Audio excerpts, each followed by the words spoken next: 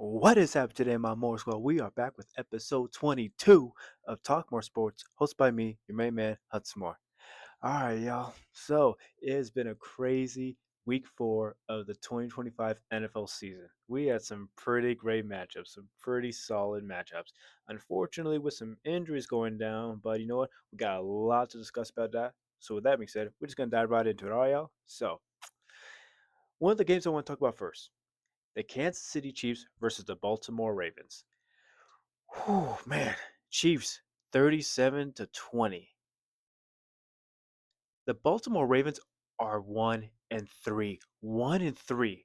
Like going into this game, both teams were 1-2. Like everybody discussed about this and everybody agreed. Whoever is to lose this game, their season is over. Like no matter what, you cannot come back from it.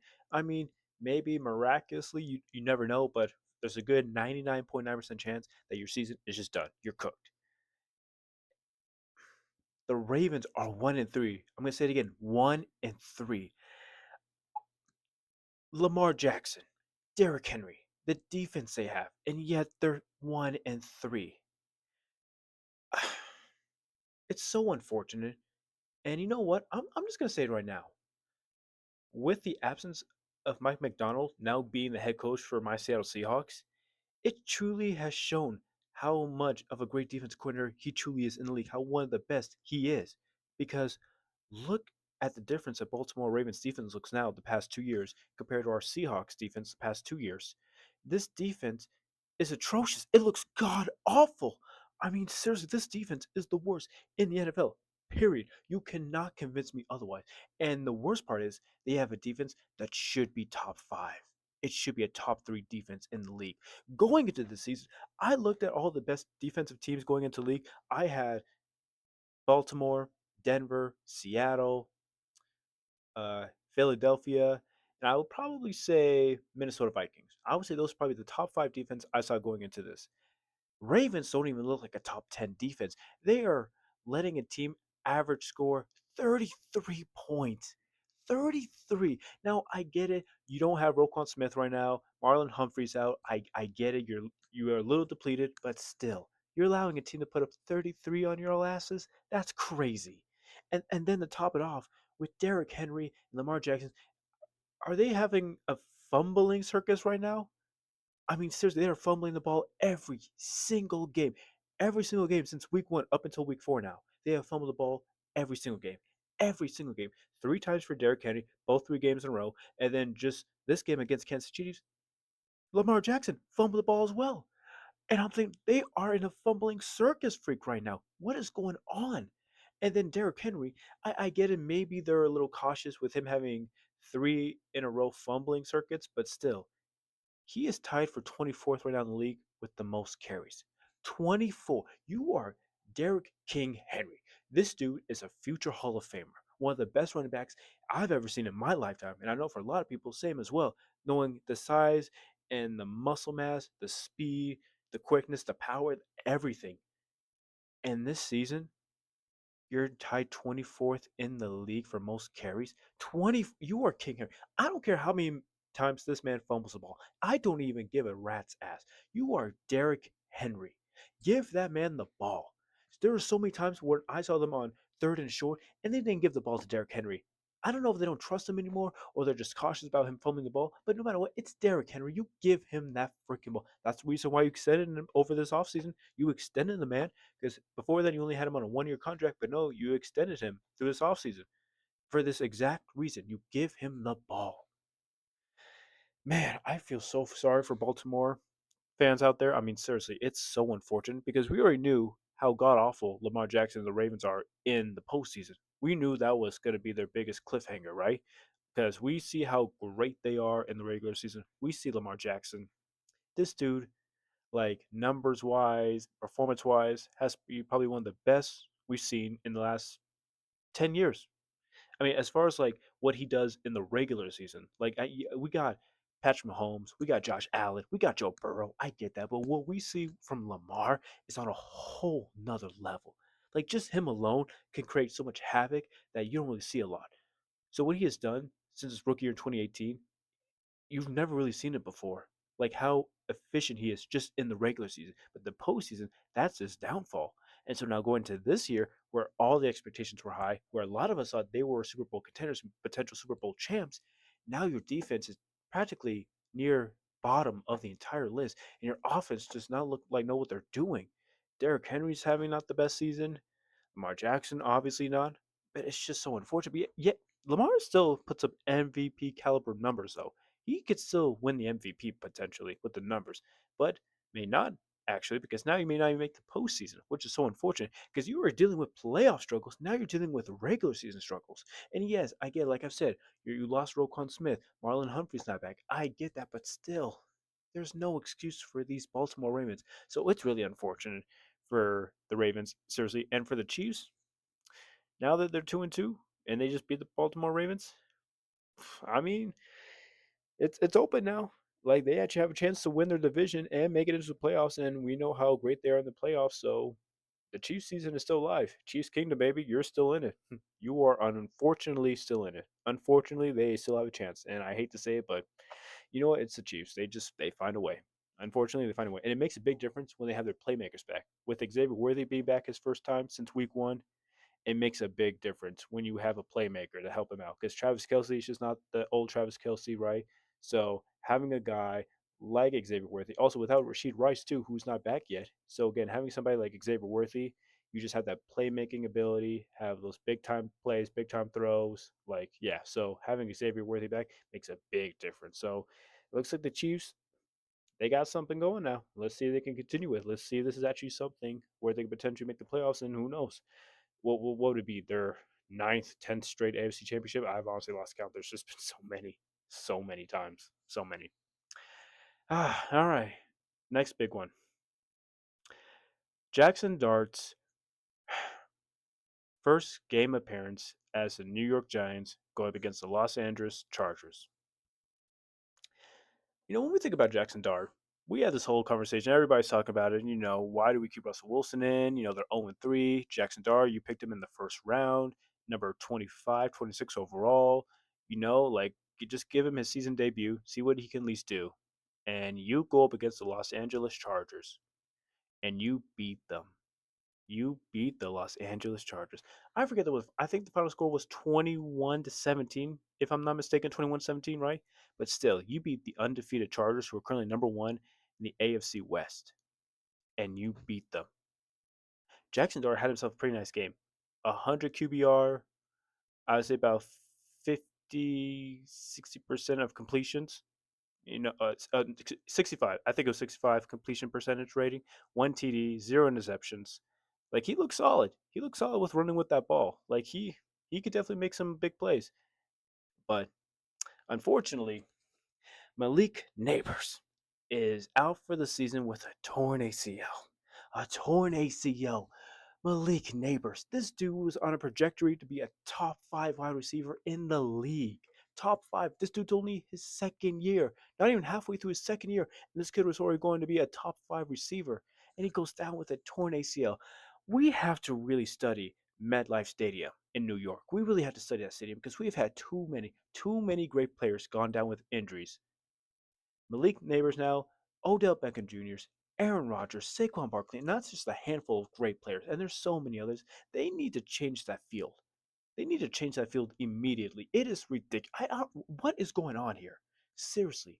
So many great names have gone down on that field, on that particular field, so many times. They need to change it seriously because now you got a great guy like Malik Nabers and the way Jaxon Dart was playing. You're thinking like, okay, this could be a great connection. This is what we're hoping for, and now Malik is out for the season.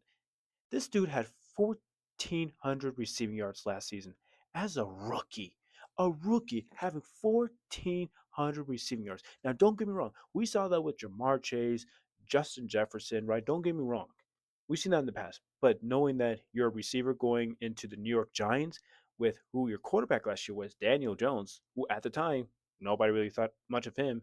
And look what Malik Nabers was still able to do. So going in this year with Russell Wilson, with Jameson Winston, and now with Jaxon Dart, you're thinking, oh man, this kid could have a great year. Like he could have probably one of the biggest sophomore year breakout seasons in a wide receiver position.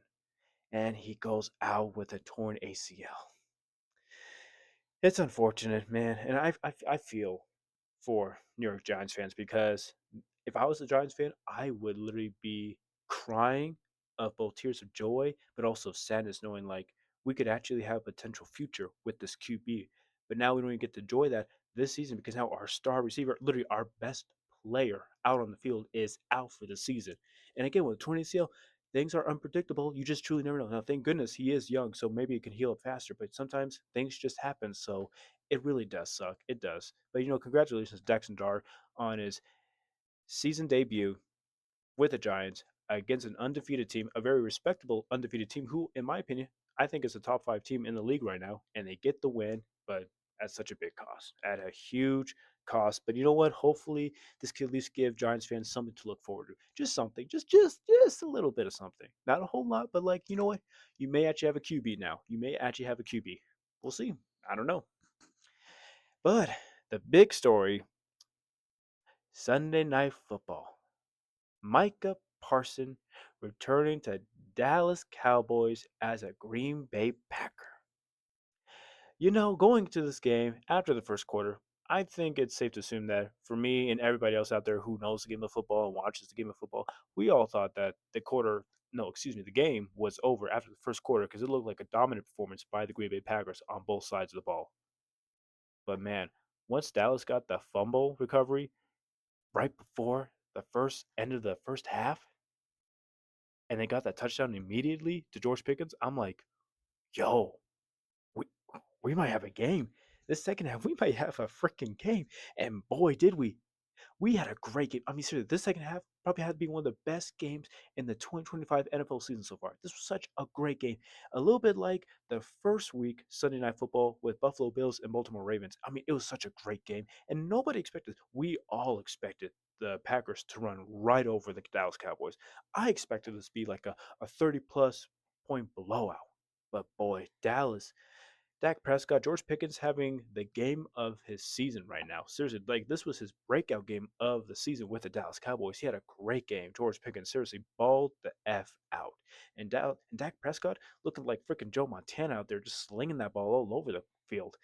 But and going into overtime, we were all so excited about this. I'm like, oh, yo, we're about to get an overtime with Micah Parson and the Packers, and now Dak Prescott and the Cowboys. Oh, heck yeah. Let's go, baby. Let's go. And it ends in a freaking tie, 40-40. And now this is where me and like every fan out there and sports media personnel are like, this is a kind of game, a type of situation where it needs to have a winner. A winner, I say. This shouldn't even be a tie. This shouldn't, there should not be a scoreboard that says 40-40 with this kind of particular game. It should immediately be a winner. I don't care what the NFL has to do to change or bend these rules. It shouldn't even be one overtime. And I get it. You want to keep players healthy. You don't want to get anybody injured. But maybe take one game off the schedule, maybe two, to prevent that. Because again, these are the kind of games that the whole nation is looking at. Every football fan is watching. You're gonna have so much money and viewership pouring into this one game for the NFL for you billionaires. So let it keep continuing before until they get a winner. Until somebody wins the game. Make it a second overtime. It shouldn't just be 40-40, because then everybody's like, uh, did we really just watch this great of a game? And in that last second game time field goal, we ended a freaking tie. There should have been a second overtime. Like they have to change the rules in this particular situation. They have to change it. I I was so upset about it. I truly, truly was. I I needed more, and they should have given us more. And they needed to. So it's very unfortunate. I mean, seriously, it was still a great game all the way up until that last second tying field goal. It was great all the way up until that very, very last second. Literally, look back at the game.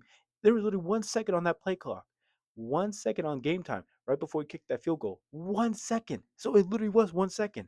And I'm thinking, yo, this was a great second half. Why does it have to end in a tie? So I hope for the NFL's sake, in certain games like these where everybody's going to be watching, make sure somebody comes out with a win. And again, for me being a bystander, I don't care who wins. You know, I mean, I'm not a Dallas fan. I'm not a Packers fan. I mean, the only fans who would care are the fans of the teams who are playing. So for me being a bystander, most people too, we don't care who wins. We just want somebody to win. And then to look at social media or what their post conference speeches have to say, or what they're going to post on social media, or what are those little quotes they're going to chip off from social media or whatever. Like, we want to see who wins. This shouldn't be a game tying situation. It should be a win. So again, it is what it is. Hopefully they change it. Maybe take one game off the schedule. Even though I know that's probably gonna really offend a lot of people out there thinking like, no, no, we want 17 games, we don't want 16 games. But I mean, in these kind of situations, it's kind of like a give and go, right? Like maybe take one game off, and then in a situation like this, we can get a second overtime where we can continue to watch a great football game like this. I'm just saying, I'm not saying I would want that to happen, but I don't really know how else they would be able to put in a second overtime or change the rules where they can continue to have somebody keep playing until there's a winner, unless you want to take out a game just to save more time for players to keep playing until they win. I don't know. That's just my opinion. Not saying I want it to happen, but unless, hey, you know what? Comment down below. How do you think they should bend the rules in order to have a second overtime, or in some way where a team comes out with a win rather than being a tie? Because I know a lot of you out there are thinking the same thing. There should be a win in this game, not a tie, a win. So hey, comment at the end of the show when you watch it. Comment down below. What do you think? How do you think they should bend the rules in order to make this kind of game have a winner and not end in a tie? All right. So I want to thank everybody out there watching me. Comment down below. What do you think about the MetLife Stadium situation? Should they change the grass back to regular grass and not freaking field turf? Because we have too many great players going down with injuries. Comment down below. What do you think about the Baltimore Ravens? Like, do you think their season's done, or do you think in some miraculous way they can bounce back? And comment down below. Like I just said, tell me, what do you think, in your opinion, is a good way they can bend the rules or change them, where we can have a second overtime, where a team can actually come out with always winning a game and not end up a tie? So comment down below what you think. Subscribe to my channel. We're trying to get these followers up. Please follow my journey in world sports media, and I'll give you all the insights and all my personal viewpoints. Please follow my journey. Subscribe down below. Hit that like button. Comment down below. And with that being said, we'll be back with more next time.